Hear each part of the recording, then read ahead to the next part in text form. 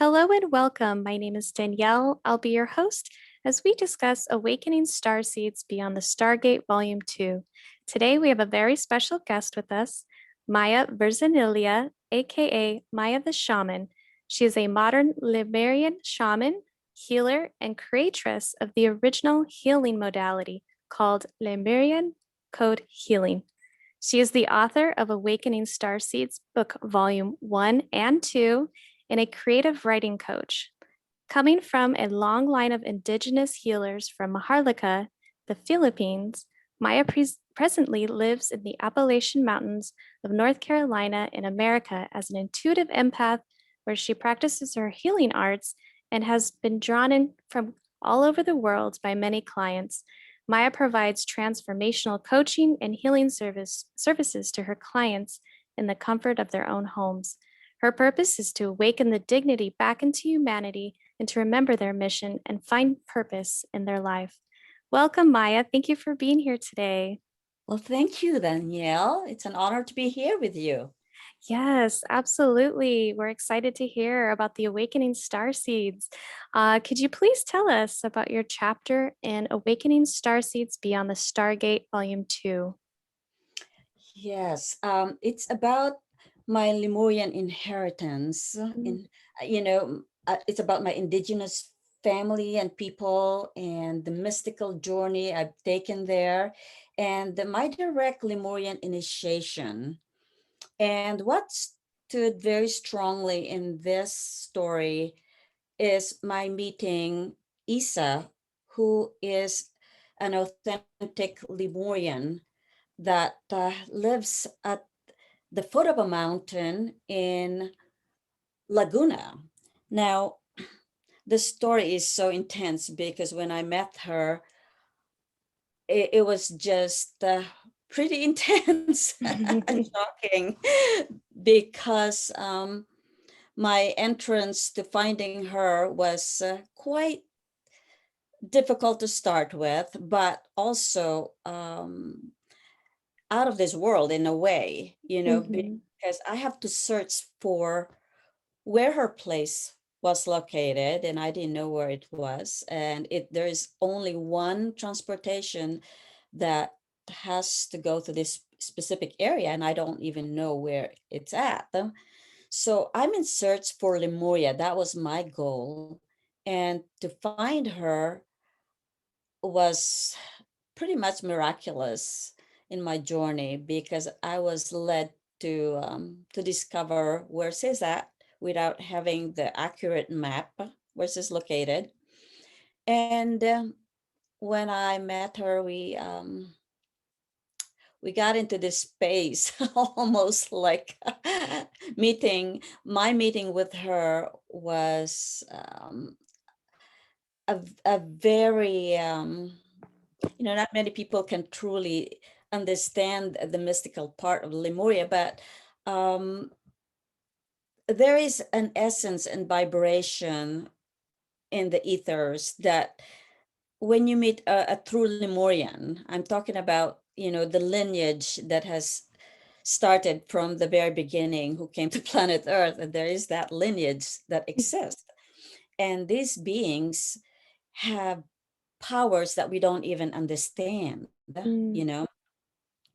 So as we come together, my first entrance to this particular space was shocking to me because there she was. She stood with a beautiful, strong matriarch, and she's totally in her presence, so strong and so powerful that you will feel like she's a matriarch, Mhm. and that her essence vibrates with such honor and such dignity.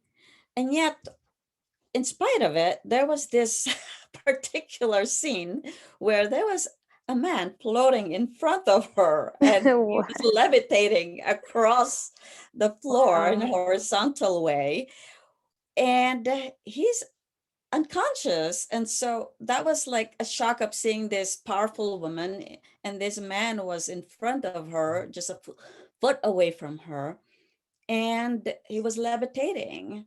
Wow. And so in that state, I was really shocked, and I could not speak a word. Mm. And then her name is Isa. So Isa have asked her people to move this levitating body, away from the main entrance of the house.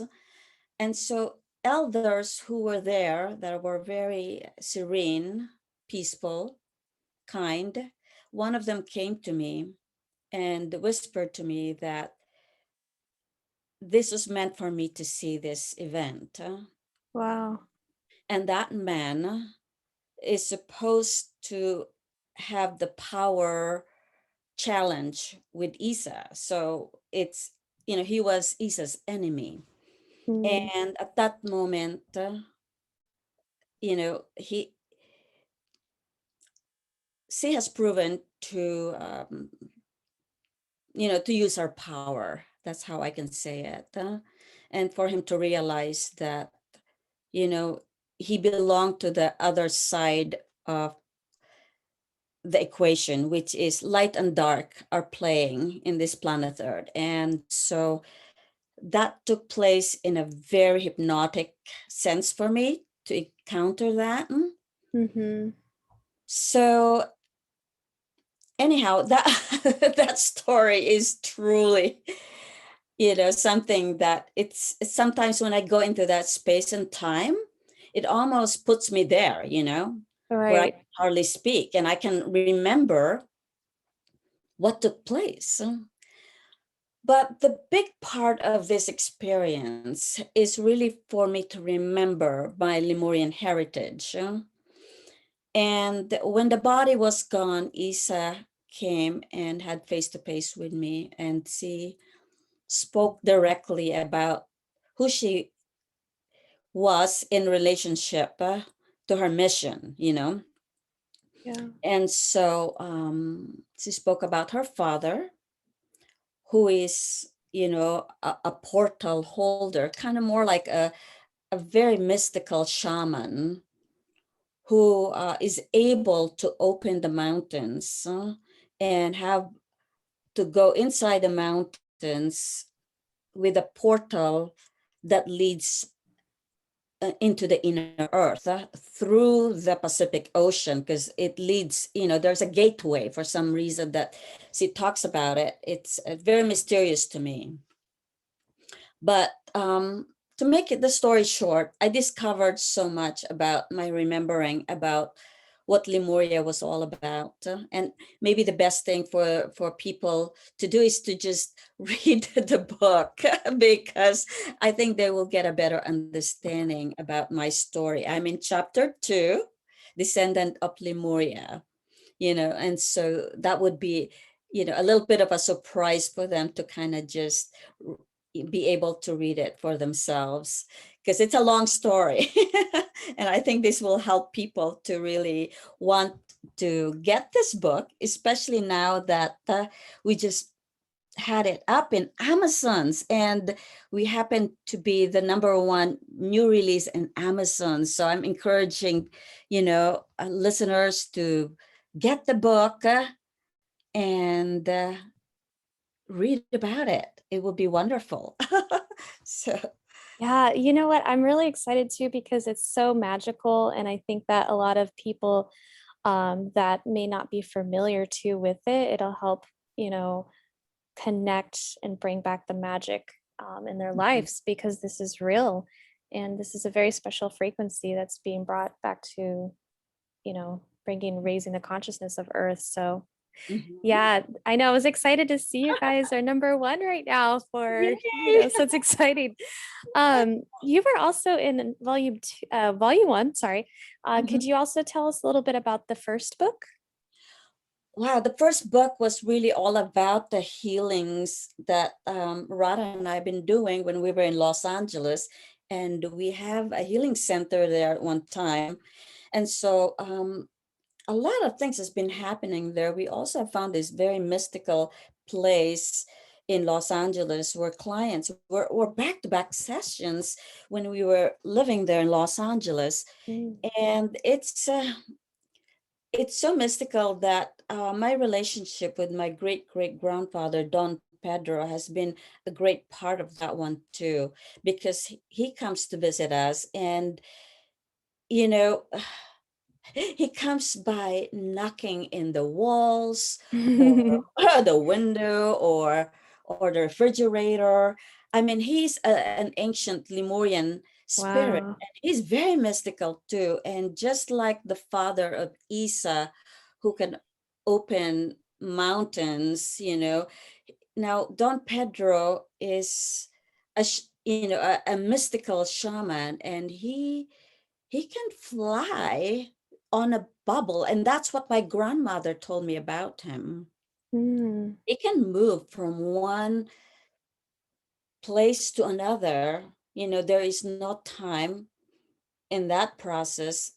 And he one day he said to my grandmother and his family, I'm going to America. And I'll be back in 3 days. And so for the meantime, what happened in his home, there were thieves that came into his house Oh. and broke it open. And and so the thieves gather all these wonderful things from his house. But when they are about to leave his home, suddenly there were no doors or windows. He closed all the portals to all the openings, Oh, wow. completely locked inside. And they went kind of crazy through the process because they were looking for openings and they could not Mm. find it.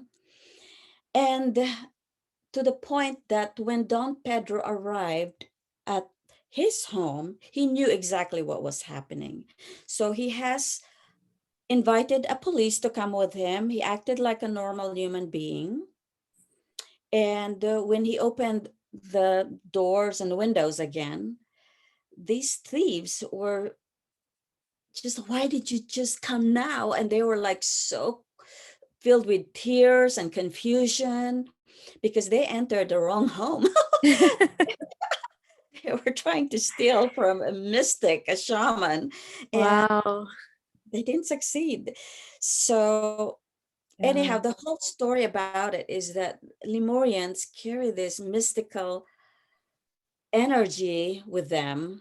These are the authentic beings that were first here, that came first in the land of Lemuria, the lost continent of the Pacific. Mhm.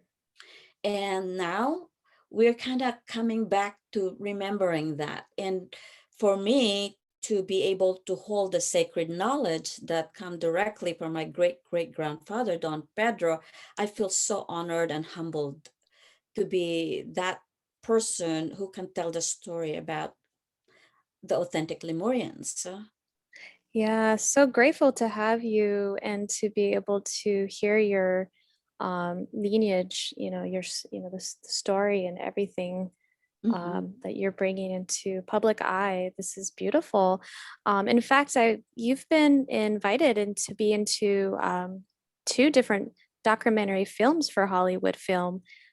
Director Emmanuel Etier, he invited you Mm-hmm. to be a part of that. So there was two, and they were just recently released. One was The Mm-hmm. Cure, produced by Sharon Stone, Mm-hmm. and the other was Guns, Bombs, and War, a love story.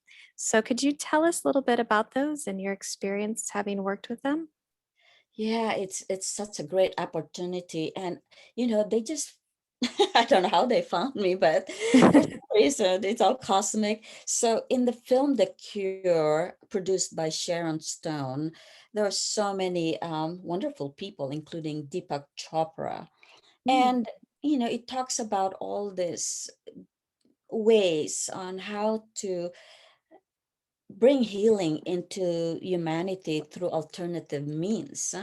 And so that film is really an asset for people. It's kind of like Awakening Starseeds, where we have all these wonderful healers that's a part of the book and who has something to offer about, all the transformation you can get from having to acquaint yourself with, Right. materials that are powerful and create results. That movie, The Cure, is powerful, so I encourage people to see it. It's now released in America and Canada. And the second film that I got involved with is Guns, Bombs, and War, and it's a love story, and it's about the violence, how humanity has been so in love with, creating wars and all these destructive tendencies. And Yeah. my my involvement in this, it's the last minute that, I was asked to come in, but Emmanuel just put the camera in front of me and he said, say something. So, okay, so it got me to get involved in having to say something about how, during violent times, our body shifts and changes, and everything gets absorbed in our DNA. And my part of it is to help humanity heal and to introduce the healing part of it so that we can move towards peace as we step into this golden age. Because right now we are in the deep, or I would say in the midst of the darkness, where we're just about to move out of that. But to do that, we have to be more conscious, aware human beings, and we need to heal individually and collectively. So, this is a very important time for all of us as humanity because, I remember what one of my spiritual masters who told me that, the future is really bright, and we can't even imagine how bright this future will be. So that is exciting, don't you think, Danielle? I do. I'm excited. Actually, I'm really grateful that you are a part of these two documentaries because I think you could deliver the message so eloquently and with your experience and just, it's in your DNA. So these words and vibrations need to be Mhm. said through you, and only someone of your nature could bring that, special in a very unique package. Thank you, Danielle. Thank you. Yeah. So, yeah, through Lemurian code healing, I've been really assisting my clients on that one. Oh, that's beautiful. I'm gonna have to watch. I haven't actually seen either of them, so thank you.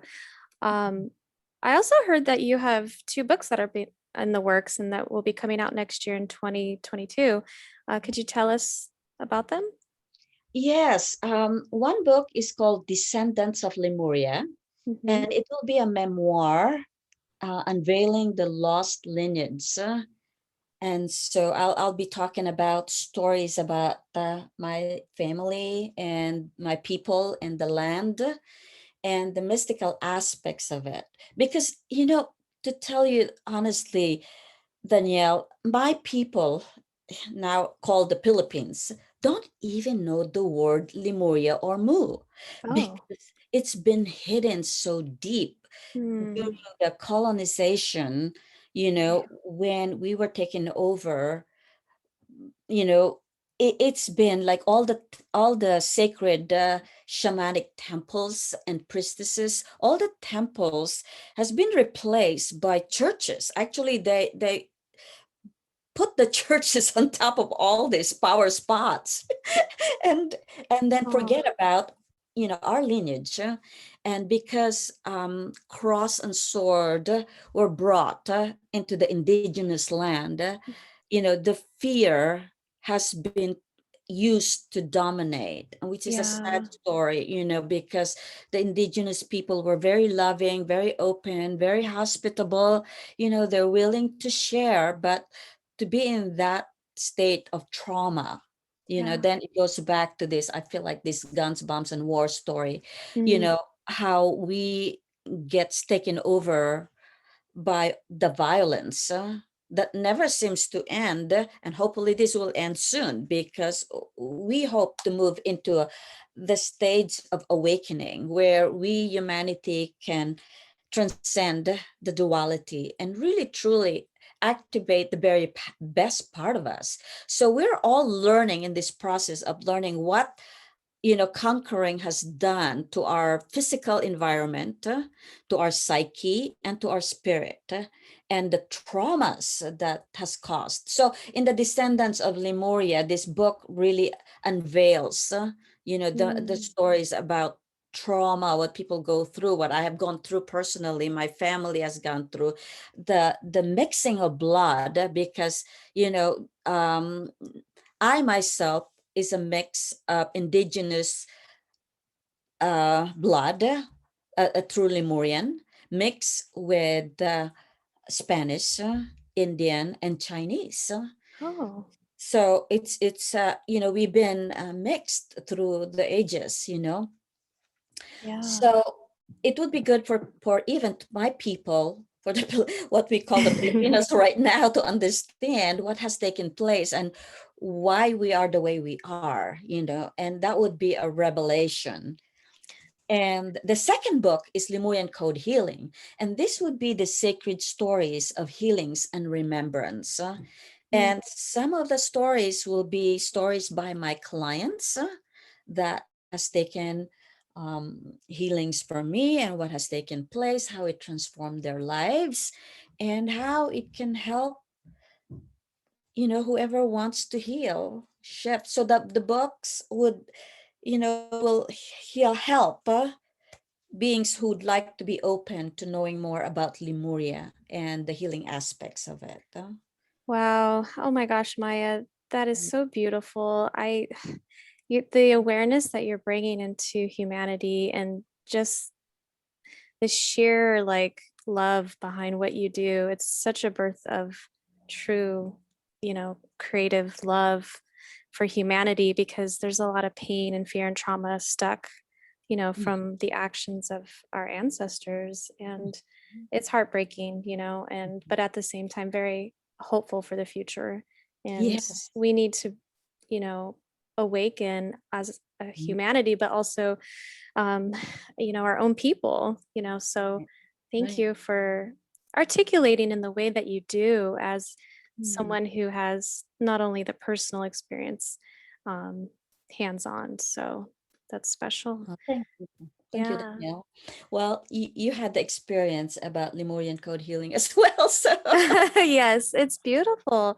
And yeah, in my heart, I definitely, um, you know, I may not be of that descendant, but I have a lot of love for, you know, people in general. So I Mhm. just want to see people wake up and not, get caught in this, false reality of thinking we need to be at war all the time. It's not about Mhm. that. Exactly. So, yeah. What made you get involved with Rada Publishing House as a creative writer, helping other authors during the You know, process? this is a very interesting question, because I've always loved to write, and I'm a storyteller. So I feel Mm. like when Rada started Rada Publishing House, she invited me to write my story, right?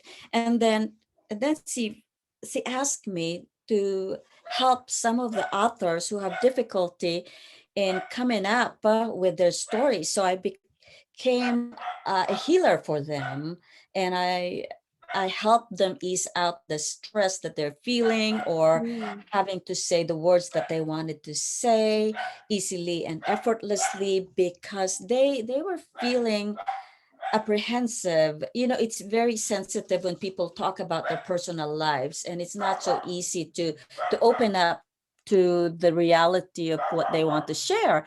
So I ended up having to do healing work for authors and Rada's clients, and that's how it started. That is beautiful. That's amazing. Yeah. And it's great too, because the creative process, like I said, you already have that innately in you. So I can only imagine how fun it would be to work with you. So Oh, that's thank awesome. you. Uh, how would you describe working with Rada Rada Publishing House? Oh wow, it's amazing. It's really pure creativity. That's how I can say it. Because it's not only that it's fun, but it is also hard work because I ended up taking a good bulk of having to not only do healing work for some of the authors, but also helping them be more creative in some aspects of their writing and being able to bring out their very voice. And that's important, I feel. Authentic voice is really important when you write a story, Mm, and having to allow that to take place by holding space for new authors, it gives them the courage to move forward. So that's really what I do. And uh, and then I've seen so much hard work that Rada Publishing House has put into this matter, and so I start helping in other ways. So that's how it all started for me. So I love it. Well, we appreciate you so much, and I thank you for your time today, and everyone that's listening. We will be linking the information down below on how you can reach Maya, and of course, Rada Publishing House as well. Uh, Future books are on the way by Maya, so please do check back in at a later date. We will also have the information linked down below for a pre-order. It will only be from July 4th to the 17th of 2021. And following after that, the link will be provided as well. So thank you, Maya, so much for your time and energy and everything you're doing for humanity. And I look forward to your future publications. thank you, Danielle. It's nice talking with you. And you too. Thank you. Bye-bye. Bye.